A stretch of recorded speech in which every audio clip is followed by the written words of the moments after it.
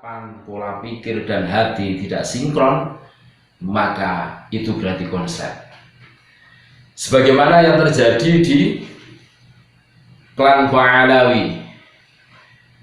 Klan Ba'alawi itu terlalu banyak ngibul.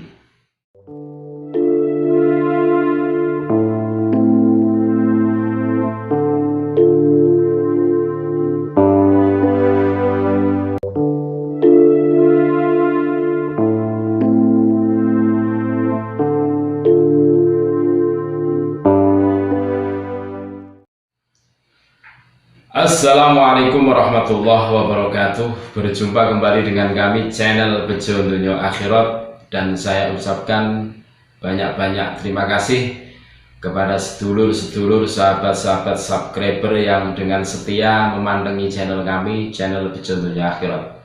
Semoga selalu diberi kelimpahan, keselamatan, keberkahan dunia wa ukhrotan, dan tetap salam NKRI harga mati. Betapa pentingnya kita membiasakan diri kita untuk selalu berbuat baik. Karena apa? Pilihan hidup kita di dunia ini hanya satu. Segala sesuatu yang kita kerjakan harus kita dasari dengan kebaikan. Dan kita niatkan untuk kebaikan. Jangan sekali-kali perbuatan kita ada kesengajaan untuk kejelekan. Jangan sekali-kali, maka kita akan konslet. Bagaimana Rasulullah SAW mengingatkan kepada kita semua, innamal a'malu binniyat, sabda beliau. Jadi segala sesuatu itu tergantung pada niatnya. Apapun yang kita kerjakan harus didasari dengan niat yang tulus, yang baik, yang memberikan kemanfaatan, kemaslahatan untuk diri kita, untuk keluarga kita, untuk lingkungan kita, dan untuk kaum muslimin wal muslimat semuanya. Sekali berani berbuat curang, antara ucapan, pola pikir, dan hati tidak sinkron, maka itu berarti konslet.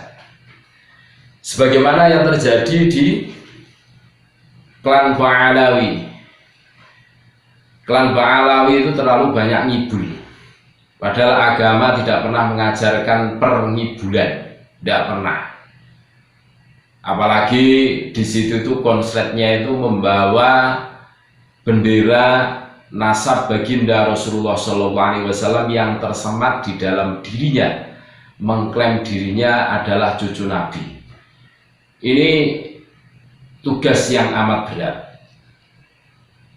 Pada saat bendera nasab turunan Nabi berada di dalam dirinya, otomatis ya harus menjaga haliyahnya, menjaga lakunya, terus kebiasaan baiknya harus terjaga.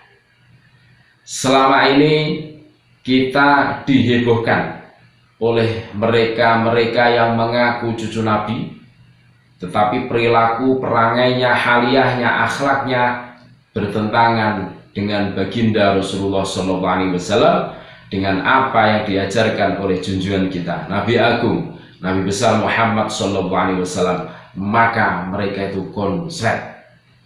Antara ucapan, pola pikir, dan hati itu harus sinkron. Langkah kita itu harus sejalan, harus selaras. Pada saat mereka teriak NKRI tetapi di pola pikirnya anti RKI, maka konslet itu namanya. Bagaimana mereka demo berjilid-jilid, apakah itu bisa dikatakan NKRI? Yubotan, mereka itu justru mau menggerogoti NKRI. Seumpama demo berjilid-jilid itu chaos terjadi, chaos di Indonesia, tentunya yang kena bukan mereka saja, tapi imbasnya adalah kita semua. Seumpama itu terjadi, berarti mereka bikin jariah keburukan untuk negeri NKRI ini. Bikin sejarah buruk, sejarah kelam untuk NKRI. Kembali lagi, Wali Songo sudah mengajarkan kepada kita bagaimana antara ucapan, pola pikir, dan hati kita harus selaras, harus sinkron. Pada saat kita teriak Allahu Akbar, kemarin sudah terangkan tujuan meneriakkan Allahu Akbar adalah lita'abud. Tujuan kita hanya nyembah kepada Allah Subhanahu wa Ta'ala. Mulut bilang Allahu Akbar, tangan mengangkat, hati kita niat tak gitu.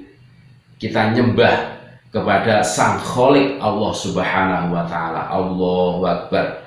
Bukan Allahu Akbar di mulut, tetapi tangan kita menghajar mereka yang tidak sepaham, tidak seideologi, merusak. Makanya hari ini Ba'alawi konslet. Karena apa? Ajarannya itu tidak ada sinkronisasi. Ya wajar, seumpama nasabnya itu juga konslet. Konslet dalam segi apapun, konslet dalam segi ucapan mereka, konslet dalam segi adab, konslet dalam segi kebiasaan, ya juga konslet. Mereka hidup di NKRI, tetapi mereka secara tidak langsung anti NKRI. Mereka dikatakan anti NKRI tidak mau. Mereka itu pandai berkilah, mengatasnamakan ini dan itu, berdalih ini dan itu. Tetapi fakta sejarah membuktikan hari ini Ba'alawi konslet. Ini loh yang betul-betul harus kita menyadarinya, kita iktibari menjadi pengalaman kita bersama. Betapa bahayanya mulut kita. Pada saat mulut kita itu keluar-keluar, melantunkan, melafatkan sesuatu, terus tidak kita imbangi dengan seluruh jiwa raga kita, maka kita akan konslet. Sekali lagi, kita akan konslet. Lah semua konslet, yuk berat. Ibarat penyakit itu sudah kronis, sulit disembuhkan. Hari ini mereka tetap ngeyel, tidak mengakui tesis Kiai Madudin, tetapi membantahnya juga mereka tidak mampu. Disuruh tes DNA juga tidak mau. Mereka masih kekeh bahwa anak cucu Nabi tanpa berdasar. Lah itu namanya konslet. Mudah-mudahan kita semua termasuk kategori orang-orang yang betul-betul tulus, apa yang diucapkan selaras dengan perilaku keseharian kita, terus menjadikan ini sesuatu yang bermanfaat, bermaslahat untuk diri kita, keluarga kita, dan pengumuman kepada kaum muslimin wal muslimat. Terima kasih, semoga bermanfaat. Assalamualaikum warahmatullahi wabarakatuh.